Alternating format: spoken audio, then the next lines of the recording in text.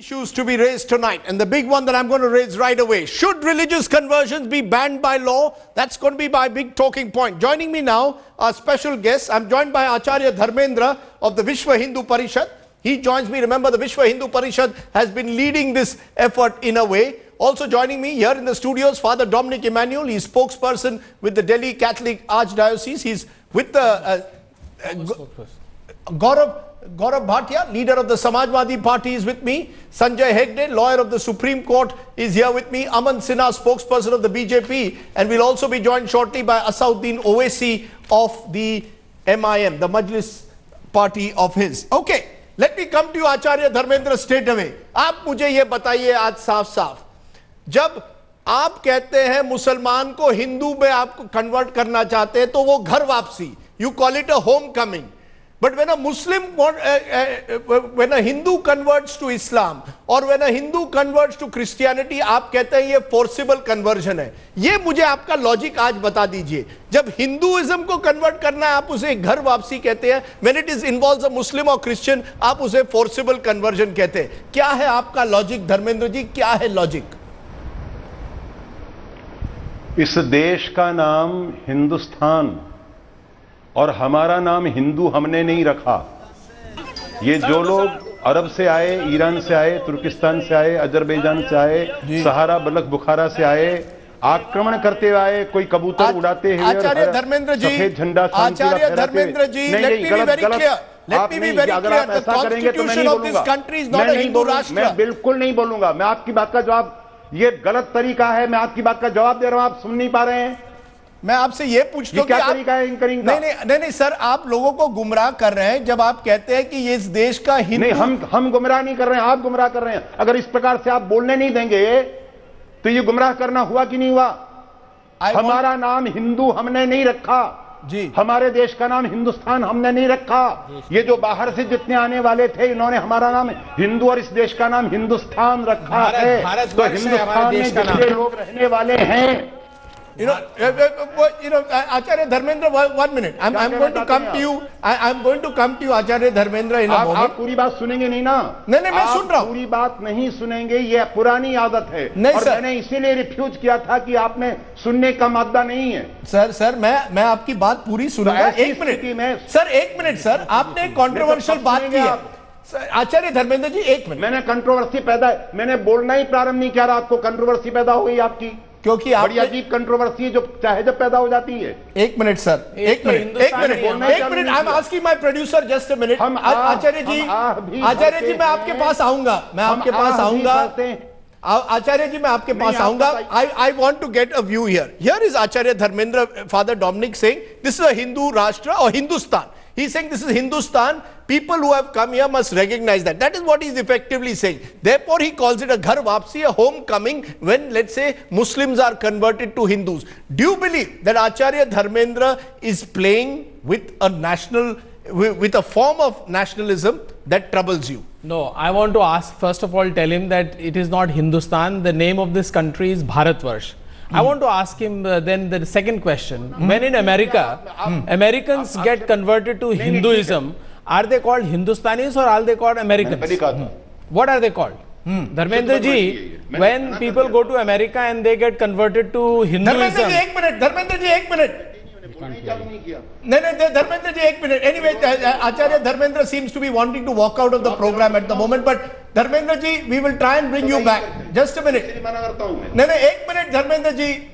Aman Sinha, respond to what Acharya Dharmendra has said. I want to know where the BJP stands. Yes, Rajdev. Please tell me, where does the BJP stand on what Acharya Dharmendra has said on our program today? Well, that this country is a country which should be called Hindustan, and therefore it is a ghar wapsi. You can allow me, Rajdev. No, first of all, let me say, Rajdev, that the hypocrisy of our pseudo-secular warriors stood miserably exposed on floor of the House today and before the whole nation. They were agitating for a debate on anti-conversion. They stalled Parliament twice for having a debate on this issue.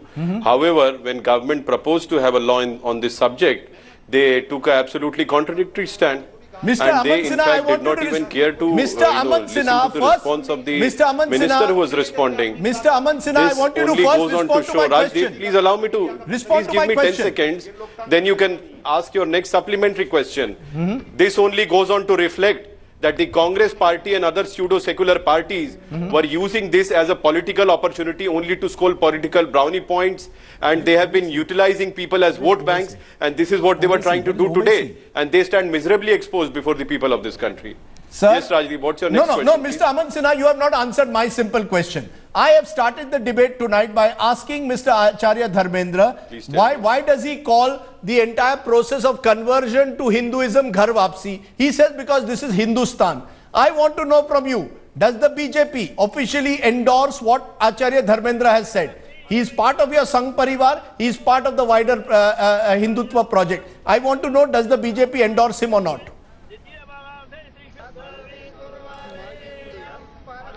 No, the Hindustan is for all Hindustanis. And you know, Hindus, Muslims, Christians, Sikhs, everybody is a part of this country. So therefore, there is no contradiction on that part.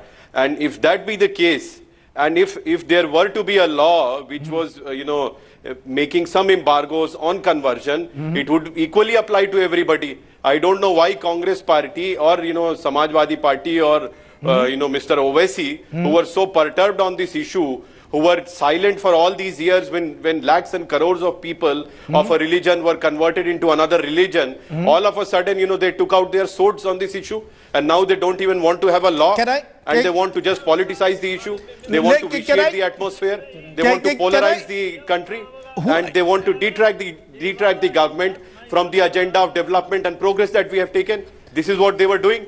What is the point in having a debate if you don't even care to listen to what minister has to say in response, Rajdeep?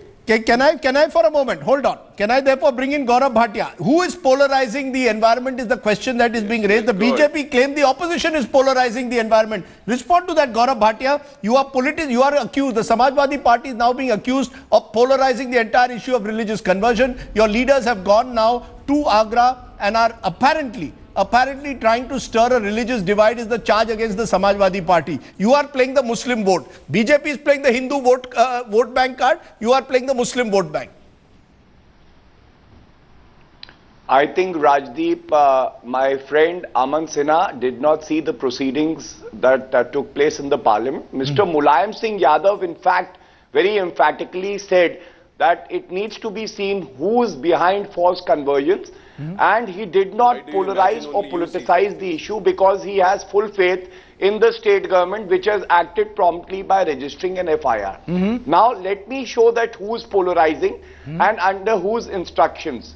Mr. Yogi Adityanath is a member of parliament of the BJP, and he will be visiting a program organized by the RSS offshoot in Aligarh on 25th December. No crosstalk. I asked Mr. Aman Sinha, yes. Can I just make my point? Please? Yes, go ahead. I asked Mr. Aman Sinha and the BJP, today Mr. Venkaiah Naidu was not concerned about false conversions. What he said was that, please, I am proud to be an RSS pracharak, and therefore RSS should not be questioned. This is the same thing what Mr. Mukhtar Abbas Naqvi said. And what does the RSS say? Right. The RSS chief, Mr. Mohan Bhagwat, says this country should be declared a Hindu Rashtra. He says rapes happen in India and not in Bharat. My question to the BJP is, do they endorse the views of the RSS which are totally against the principles of the constitution? Why is Mr. Narendra Modi silent on this? And where is the development agenda that the BJP talked about before the elections? Before the elections, Rajdeep, they spoke about giving home to the poor.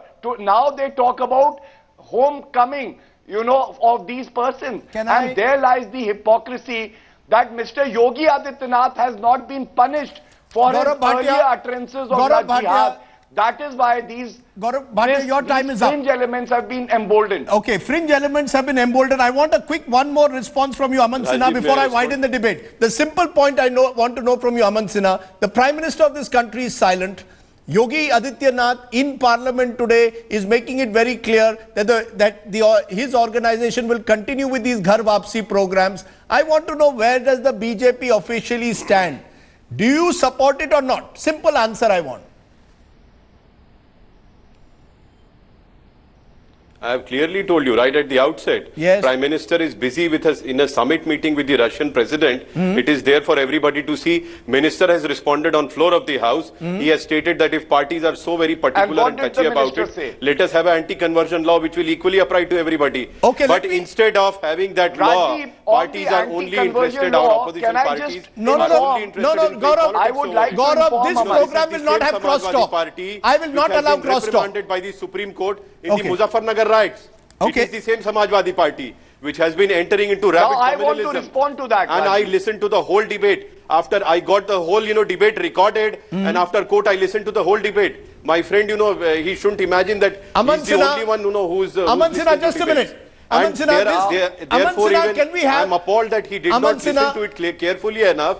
And the contradiction and hypocrisy of Mr. Mulayam Singh Yadav was also totally exposed. Okay, I'm going to make it very clear. Which was the party? Was it not Samajwadi Party I am asking which my demanded producer, a debate on this issue? Sir, I'm going to tell my producer... If they demanded a debate on this issue, how is BJP polarizing the issue? What kind of civility is this, Rajiv? Mr. Aman Sinha continues. Our agenda is progress and development. Our just a minute. secular warriors, they want a debate on this issue and then they come around and accuse us. Okay, Aman Sinha, you've had your word. You've had your say, and I'm going to make it very clear to all my panelists. There will be no crosstalk. My producer will switch off mics the moment anyone crosstalks. Let everyone have their chance to speak. Gaurav Bhatia, you want to respond to the charge against the Samajwadi Party, and then I'm going to Asauddin Owaisi, and why? I'll come to each of the panelists. Please be patient, but I want to ask you this, Gaurav Bhatia, and make your statement quickly. The Samajwadi Party is being accused of polarizing the atmosphere in UP. Quick response. Yeah, Mr. Aman Sinha is not aware that 10 BJP leaders and seniors have been charge sheeted in Muzaffarnagar riots. From Yogi Adityanath to Sakshi Maharaj to Mr. Lakshmikant Bajpai, it is the BJP leadership that is polarizing the entire environment in UP. And let me just Aman say this. Sinha, please stop it. Aman Sinha, please stop crosstalk. This is not. Aman Sinha, stop crosstalk. This is not appropriate. And that's not right. No one can crosstalk. I'm sorry. I will not allow it on this program tonight. You will have to, the mics will be switched off if there's crosstalk. Asauddin Owaisi, the point that Aman Sinha makes is about the law. He says, Venkaiah Naidu today said in Parliament, we are ready for a law to ban conversion. There are certain states, Gujarat, Uttarakhand, Himachal Pradesh, Chhattisgarh, that have already brought in such laws. What is your objection, he says, to such laws, Asauddin Owaisi, to a law that bans all conversions? Let me make quick 3 points, Rajdeep. Yes. Mr. Aman Sinha is a lawyer also. I would request him to please go and read the Constituent Assembly debates on Article 25, what Mr. T.T. Krishnamachari said, what K.M. Munshi gave a historical background. And he said this is a compromise which has been arrived for the Christian community to propagate their religion. That right. Constituent Assembly debates are there. Right. Second point is that if he is so concerned about that law which should have, I would call it an Orwellian name, for an anti-conversion law.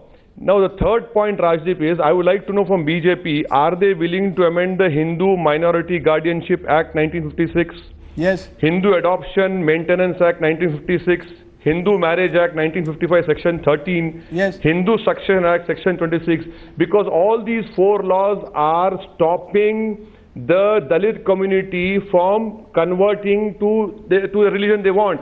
And the third and most important point is that what is their opinion about 1950 Article 341 to be precise of the Constitution? And the last and important point, Rajdeep, is that Pandit Nehru, the first Prime Minister of India, 2 anti-conversion bills were introduced. He said, nothing doing, I will put it in dustbin. And in Madhya Pradesh, in Shivpur, let me conclude, in Madhya Pradesh, in Shivpur, in this September, 4 Dalits converted to Islam because of discrimination. The government of Madhya Pradesh arrested them. The Bajrang Dal confiscated and destroyed the standing crops. They were beaten up. Now, how many applications are pending? And at one instance, you say, have a law. and in second instance you do what you do in Madhya Pradesh. Can I therefore ask you, if today inducements are given for conversion, are you going to support that, or are you going to say that conversion should be purely voluntary? I want to know this because I'm going to come to Father Dominic on this. Before I come to him, I want you to answer this.